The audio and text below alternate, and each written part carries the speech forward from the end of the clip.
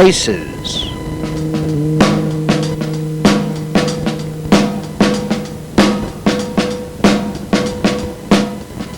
Poetic language, artful communication, elemental speech.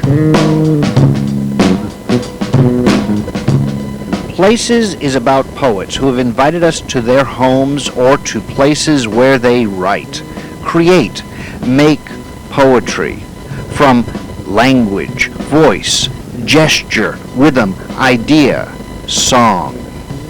The focus is squarely on the poetry and the poet's emotion in reading, presenting, or slamming the poem. Each poet has given us quotes from other writers, poets, creators, or just plain interesting thinkers. These quotes appear before single poems or groups of poems. Each poet presents a bio.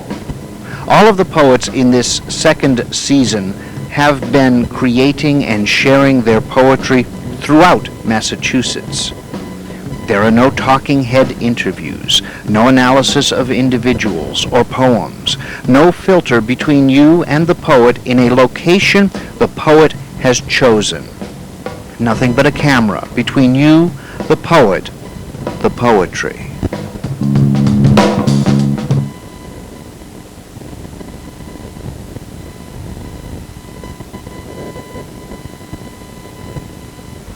Baltimore. I am sun-bleached. Broken ship ribs blister cadmium yellow over cool sand shadows, and I know I look like driftwood to you. But I am shipwrecked, swollen with salt water on these foreign shores, baking like shells of what I knew. And you are taken safe from savage, and I try not to splinter from your words, but I have no anchors anymore. I leave no wake. Worn down by ocean swells, left to read what future tells, so please speak slowly. Let me hear you say that you see no salt in my skin, how the sun has not stripped me of moisture, that I can rebuild my hull and push out with high tides. Tell me fishermen's tales about ghost ships that still sail, or the catch bigger than the space between your thumbs. I will tell you of other lives. Sun-bleached I am, my veins like interstates, my mind a full tank of unleaded, at my feet a city trying not to split in half, but the beltway pulls tight across her hips, and yes, I am standing on her shoulders for height, rendering her face in harsher light, but don't tell me there were no passionate poor in her ghettos, 8 of her schools weren't closed, as 120 more officers spilled onto her east side streets. Don't tell me your children cannot rise on bare feet, because I've seen them ride uphill on rattling metal rims when there were no tires to be found. I've seen them standing in soup lines on frozen ground and heard their talk of founding fathers. Pirates built her ships, dredged her harbors. Iron-sided schooners once brushed her thighs, but the factories are closed now, letting her brackish waters run clear, and her children are losing fear because they've lost all else. Let me tell you of other lives. Far below sun-bleached shores are creatures without bones. They mold to fit beneath broken homes, shoot ink at dangerous things, roll tentacles over rocks and prey. I want to hear you say that things go crooked in the dark, that weather-worn ship ribs grow sharp, and what lies beneath the breakers is still unknown, that we are all oceans from home. Because I am not safe, because you are not savage, and descendants of pirates are still fit to ravage these shores, and any others they might find, because they are not the belonging kind. We belong to them too. Your podium is not made of driftwood, but heartwood. I may be shipwrecked, but not undone. I will not lose my sea legs as you tell me to shun my fears of rough waters. Storms will come. We are all sun-bleached, lost at sea, at the mercy of sightless, lightless creatures brewing in the deep, festering inaccessible on the ocean floor. Here is my refusal to let you describe me. I am no pirate dream, no falling cast shadow of what I seem, reigning unstoppable, successor of Ironsides. I will not be worn down by tides.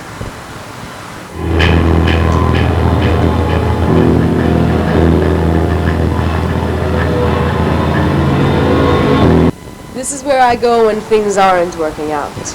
When waking is rougher than the riptide of nightmares, and the only thing that can get me out of bed is a field trip. I stare at big fish and they say, small pond.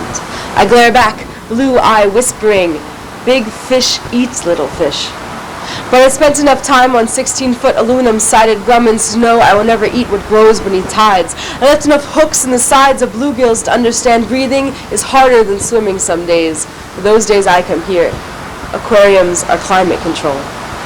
I slept for a week once when I didn't mourn right. One time I took a backstage tour of a shark tank. 6 years of swim team taught me how not to come up for air. My father trained me to change filters, clean tanks. When my little brother was 3, he could pronounce Plecostomus, but couldn't say Rachel. Eli, that's a sucker fish. I'm your sister. But he'd sprinkle fish food on the water skin, ask me if I was going to visit next weekend.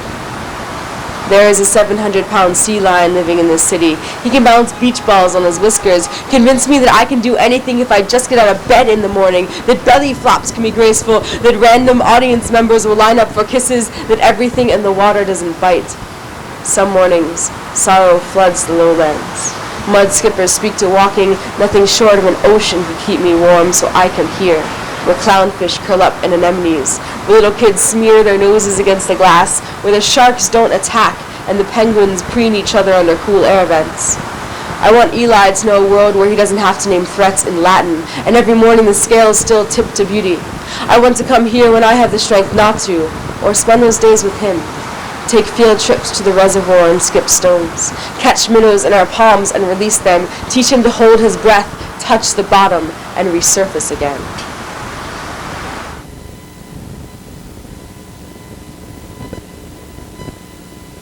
Off the tip of Cape Cod, the ocean floor rises to a shelf. Cold waters from the Gulf of Maine surge up ledges. Atlantic humpback whales sift such swells for plankton. They dive deep beneath tourist ships comes to see their sanctuary. The Sunday before your funeral, boats left from the second slip of the aquarium docks at noon, 3 and 5. From the top decks, I leaned over railings, searched far distance for the halos of blow spouts, and when the engines cut, water morphed from the crests of EKG machines to the white lace of low wake zones. A juvenile calf twirled off the starboard bow, while its mother arched her back, dark skin gleaming with salty water, rose wide fluke above surface, and plunged with full lungs for a long dive. It took 10 days for you to die, for life to drain without explanation, unseen viruses to harpoon your heart, wrestle you into coma, sink you underground. Monday morning, City Baptist Church of Baltimore overflowed. Humidity crowded the rafters, amplified the resonance of gospel choirs. From the balcony, I could only cry. I didn't know the words to sing. Preachers spoke of you dancing in these aisles. 21 years, never missed a beat, always did the right things, would find sanctuary now. The only reconciliation for the living was a faith from which you never faltered. They know you are full and safe. Hear your voice echo off these stone walls. Women in the pews below lift their hands, palms spread to the heavens, shirts sticky on their sweaty backs. They shout, or move by mighty muscles undefined. Extinction is not an option for the strong-willed, the grief-stricken. We'll never know what happened to you, what data went unnoticed, what microscopic organisms invaded your body, saturated you with final moments until we are forced to adapt. Our hands must become dorsal fins. Skin shall toughen. We will return to open water, breathe more consciously, plunge into darker tides, and search every horizon for the warm spray of your leave.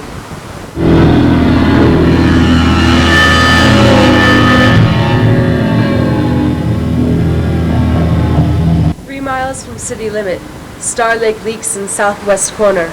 Purple puddle pours over park suburb mom never drives past dark. I find her, heliotropic eyes trapped in tides of television stare, crackles, your room is the mess you left it. We battle over entropy, brew grudges, in early cosmos of reckless childhood, wailing protest to her merciless vacuum sequence, stardust all swallowed whole. I clutch chubby hands of Cabbage Patch Kids, learned this. Seek safety in constellations. Nebula of dirty clothes and swirling odds and ends, she said, stubborn enough to claim space at 7, nothing in this world will break you. At 21, trip across bedroom floor, bulbs strobe then numb to switch, I wouldn't find my way but moonlight. Toes stub unclutter, then stumble stacked books, gaze out window, January connect the dots, red dwarfs, blue giants, black body radiation, electron wall expands 15 billion years gone, science looks where it can, hopes to be lucky. If I could drag her out past dusk, lead her 14 years back into galactic argument, stand with feet sunk in Velcro sneakers, let her ask me again.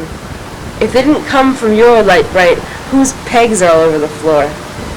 The moon would satellite her pupils. Years before wrinkles converged beneath eyelashes, I'd point at the ocean above her, construction paper black, and whisper, they fell from the stars, see?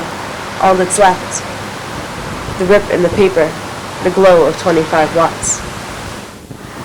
I'm Rachel Hyman. I'm a graduating senior at Boston University in the University Professors Program. I was a member of the 2001 Boston Cantab Poetry Slam team. I'll be a member of the 2002 Boston Cantab Poetry Slam team. I'm the current champion of champions of the Boston Cantab Poetry Slam, and I'm from Baltimore. Yes, that's it.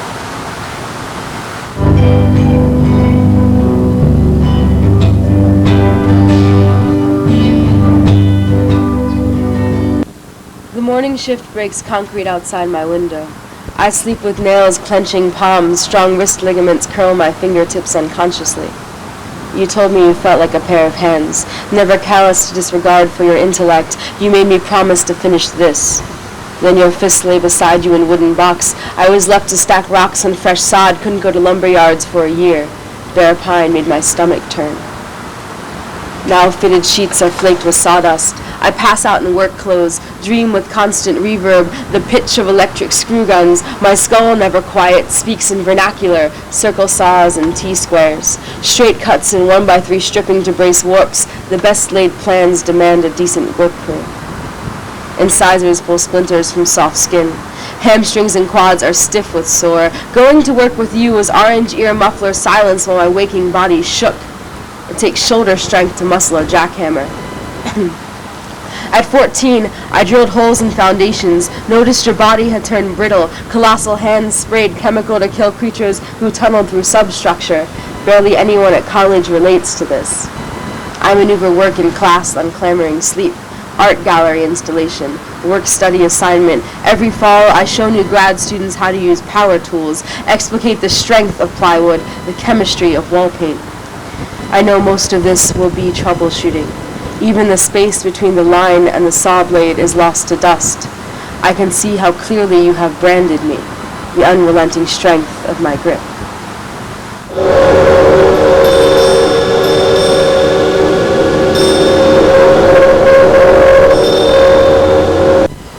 Boston lurches between September and New Year. Wheels spit sparks on smut-covered rocks, shivering undergrads wait for doors to open. Peculiar to think of you now, old man. You cannot telephone when my birthday stirs. I search for your voice in every ring. 21. I will drink too much. Dixie cups of scotch and bourbon, shot glasses at your shiva, the muttering of crates. I stole a car that day. Law became a fatigued child, left to sleep away, fraying sofa, afternoon sun, chill under cheap blankets, dinner announced. Writing your kaddish admits a phone off the hook. The inevitable in my kitchen, finding frying pans precarious on soup lids, the brew of murmurs, boiling pots, the slow steep of black tea. I still sleep sunlight away. Steel cars with each glance, slip-bent hangers where locks click. Heaven, dirt above frost line, hardened by concrete, trampled on a way to not looking for easy street. You couldn't know what your kid's crisp since. Blame that wrestles dreams, stamps of rage on every success. Do you fit here? Sawdust on my sneakers, splinters in coat pockets, solvent aisle disasters in light bulbs. Would it suffice that wrists have gotten sore and scaffolds have begun to slip? Drive home radio croons old standards, words long arranged into my memory, your voice bellowing unrecorded harmonies. I parallel park your inflection and sharp cut. Practice, you said, takes practice. I stay in my lane now. Nails and spare tires need to be patched. Can't admit how right you were. No one left to tell but ourselves. The cheap wandering of these streets, your 2.5-year silence in my head, photograph face tucked beyond eyelids, stories I would tell you, lists of things I can never say. Louis went to Harvard, you know. Fulbright, Mellon, Javits, cries a lot, cleans his room, always convinced he's dead. Finally, you're genius. When Eli started first grade, still doesn't understand. I can't name his friends but trouble. Tells your stories, more fiction than lies, kicks in his sleep. And don't you think Noah wanted to save you? Now, sad and overweight, it's Nintendo games. A for attack, B for block. Sorrow has no thumb hold on the controller. Death on the screen. Saved game. What can I tell you? Engine still doesn't start some days. Voice won't carry on demand. I've looked everywhere, took inventory, convinced I left no stone unturned. You are not here, not returning, never on my doorstep. No felony, no phone call can find you. I will age against my will, wander further into memory, away from your arms, wake an empty stomach, eat alone.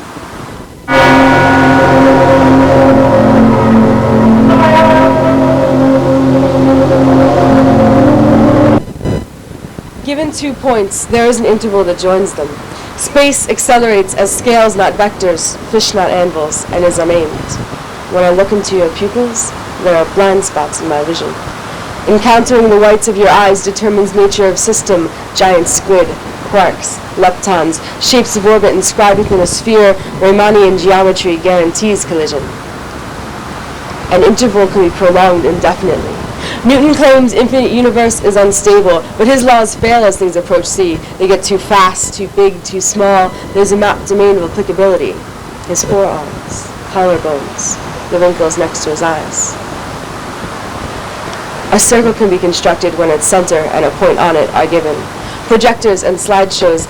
Meta questions. Does he swallow at the sight of me? Useless disciplines. Keep talking moonshine. The distance between blind spots is a line I do not cross. In enclosed space, forms swell. They form numbers like 4.7 billion, the age of this third planet. The third letter is speed of light. I remember to tell him my name. All right angles are equal. I could footnote you, but chalkboard remarks like inscriptions subsist within wordless orbs of observation.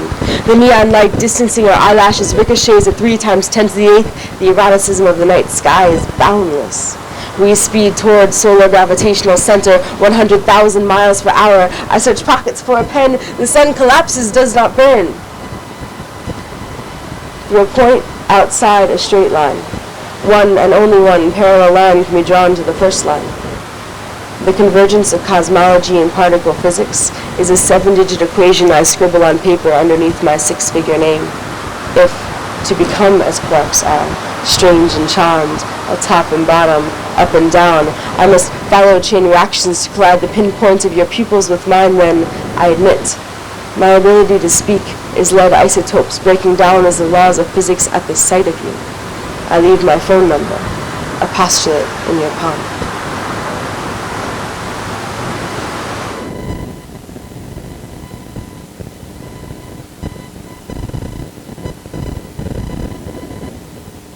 The first time I saw you on your knees was resuscitating embers beneath train tracks, pants patched with your ex-girl's dress, latest rain-soaked twigs and grasses all failing. You began to burn your poems, rip them from spiral bindings, claimed the fire is better poetry. Now time has proved to be skin kneecaps. Every cigarette becomes a word that you turn cinder, and when I say they're going to kill you, I mean you should unroll them. Press weak edges together, throw discarded tobacco at twilight, refuse to offer what body you have left, instead seal mystic text into thin paper pulp. At your request, I read the Song of Songs over breakfast tea. My eyes glance up through your smoke to declare, I am a wall, and my breasts are towers. You listen but fill ashtrays in my pauses with thick carbon residue of defeated scripture. Let yourself forget Daily Post would deliver prophetic text on reused rolling papers. You could find passage back to me, or bid me lay dust to rail cars, but unsent and unsmoked, fire will begin to fail at your fingertips. Time will leave you martyred on your knees, and the locomotives of language will forsake you, drifting beneath their massive tracks. He was the kind of junkie who ate paste in kindergarten, took dollar dares to swallow worms at recess, chewed fireballs to sink the taste in his throat. Sugar highs held him unattached. He learned to empty his pockets early, smuggled toads into classrooms by pant cuffs, scared squeamish girls before returning fist-sized croakers to greasy stream capture sites. Middle school expulsion for liberating lab animals, hundreds of test cases loose in suburban ecosystems, no creature to be cut open alive. He would hold no scalpel to explore the beat of crucified frog heart. He never came back. I wanted to trace his amoeba shape, Crude marker outlines of elementary murals, graze fingertips with washable ink, label him something rare. But the threadbare he laid upon, coffee-stained, ripped, gum caked into grain, fringe grown from heavy tread, lent itself only to visions of rolling. Sweatshop replica bound and dropped under the weave of harbor edge, what would be used then to sweep his memory under, to wipe muddy feet? There would be no investigation, no chalk outlines of sleeves and shoelaces, his body racked, final twists of heels digging in, blood-soaked last volts of electricity and exposed muscles, this rug sacrificed to keep a city chaste. What dirty palm dealer fed such venom to heart bigger than my fist could pound? Sweaty and reckless, he wished a pill to take that bitter taste away, and I, learning my lessons, dared not look as worms reclaimed his sympathetic remains. He fed me overripe peaches on the edge of a paring knife, the flat of steel pressed against my tongue, the kind of boy who might slice open my cheeks if summer weren't so tranquil, so permissive. Juice made his hands sticky. He didn't need to know my name. You are not that kind of danger. You don't even eat fruit. A knife in your hands will never peel my jawline, could never bring itself to slice a permanent smile where fresh skin once curved to your palms. We are two halves of a sphere of uranium. Hold them in separate hands, harmless then, and the world will last until something else attacks. But if those slices meet for an instant, they will reach critical mass. There is a flash that forgets all names, barely the size of a peach. That's all it takes for everything left behind to be obliterated, all dread faced alone to vanish. You are the kind of danger that doesn't drip in my chin without fair warning of the apocalypse, and I am the half of the pit, watching sharp blades feed you raw and overripe to nameless mouths open without fear. I am the half that would survive the explosion to find you burnt away and the world in ruins.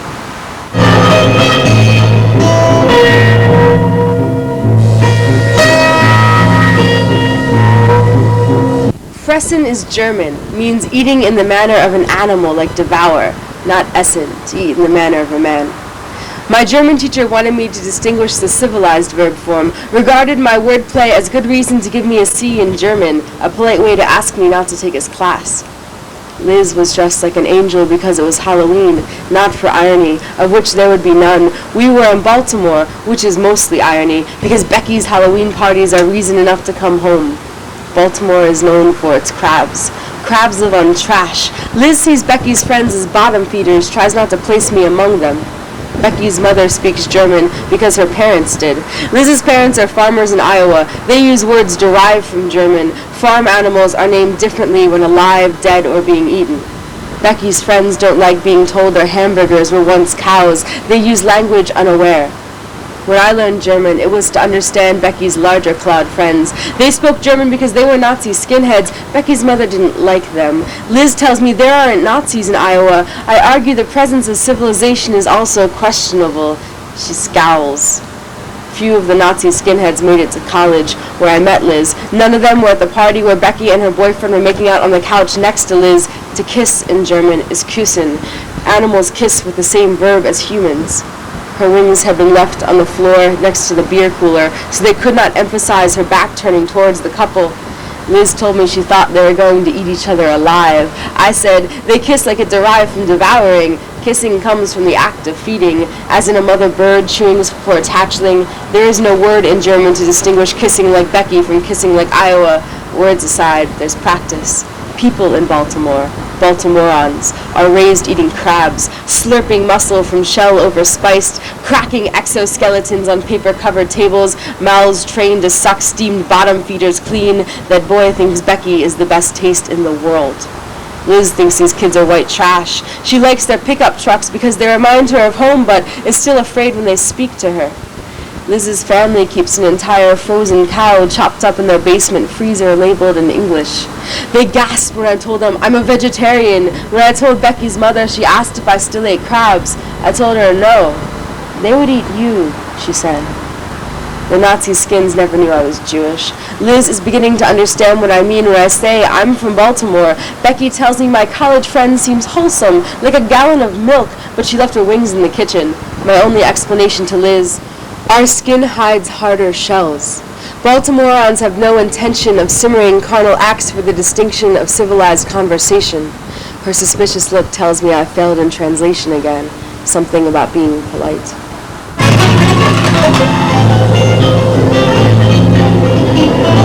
I wait for you in a ball gown at the pizza shop on the corner of our street. You stop traffic. Red coattails skip early evening crosswalks to find my fingers smear pictures on window glass. Boys with broken hearts spin records into headphones. Hope earwax can keep thoughts of you at bay, but your hips turn scratch bootlegs. Shoulders cut to edges of album covers. Piano string ligaments curve forearms keep bass beats on tables of biceps and bra straps. Crates of cadence clutter our kitchen floor. Astringent for days we swerve slick, can't sleep alone. I forget to buy groceries when weekends take you from home. End up eating dinner down the street. All my t-shirts dirty, dishes stacked in the sink. This prom dress still slides from nights with backbeats. Your coat spells stop sign to oncoming traffic.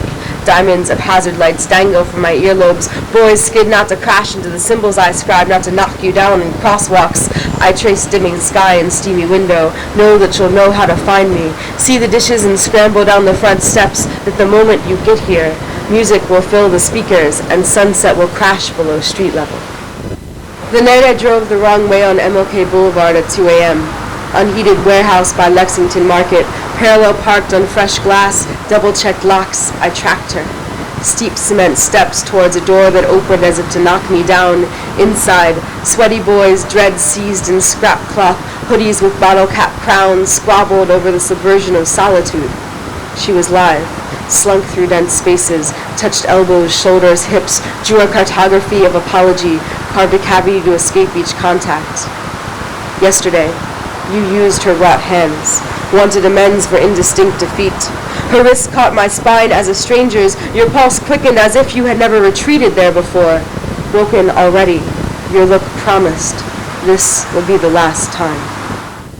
1 second is a duration of 9,192,631,770 cycles of a certain oscillation of the hyperfine transition of cesium-133.